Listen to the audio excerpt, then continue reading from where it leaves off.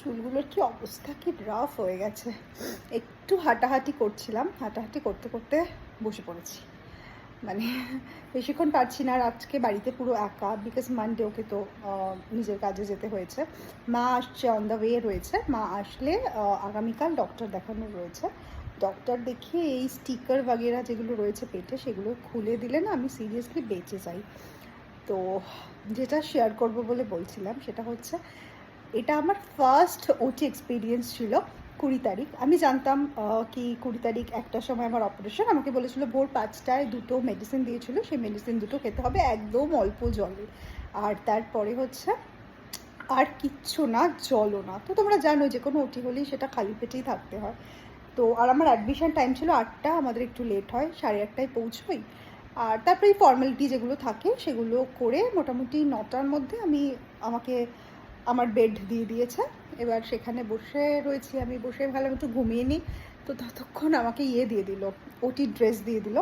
চলো আমি ড্রেসটা পরে নাও বললো, আমি চেঞ্জ করে পরে নিলাম। তারপর এবার নিচে ওরা রয়েছে, আমার বোন রয়েছে, ভাই রয়েছে, মা রয়েছে, হাজব্যান্ড রয়েছে। ওরা মাঝে মাঝে আসছে আমার সাথে, মানে স্পেশালি আমার বোনই এসেছে আমার সাথে দেখা করতে।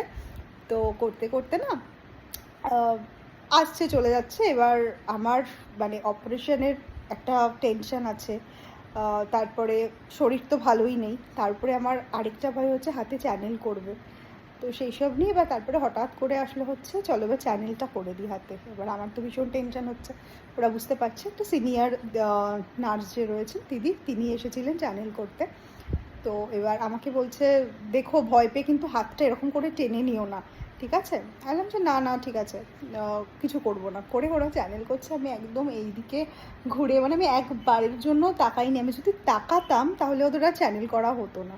সে আমি এসির মধ্যে দর করে ঘামছি, মোটামুটি 3-4 মিনিট মতো লেগেছে ওদের চ্যানেল করতে। তারপরে যখন হয়ে গেছে তখন আমি তাকিয়ে দেখি কত রক্ত বেরিয়েছে। তো তখন বলছে যে আসলে সময় লাগলো, কারণ আমরা একটুখানি মানে ব্লাড নেওয়ার ছিল, তাই সেই কারণে ব্লাডও নিয়ে নিলাম একেবারে। যে থ্যাঙ্ক গড আর ব্লাড নেবে না এখন। তো তারপরে চ্যানেলটা করা হলো। আর তারপরে কি ব্যথা চ্যানেলে, জানি না তোমরা দেখতে পাবে কি না। এইখানে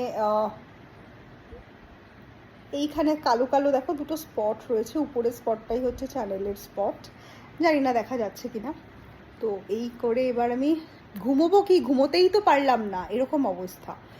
তারপরে শুয়ে আছি, এদিক করছি ওদিক করছি, হাতটা কীভাবে রাখবো আমি সেটাই বুঝতে পারলাম না। ফাইনালি 1:25 যখন, তখন আমাকে ওটিতে নিয়ে যাওয়ার জন্য আসলো।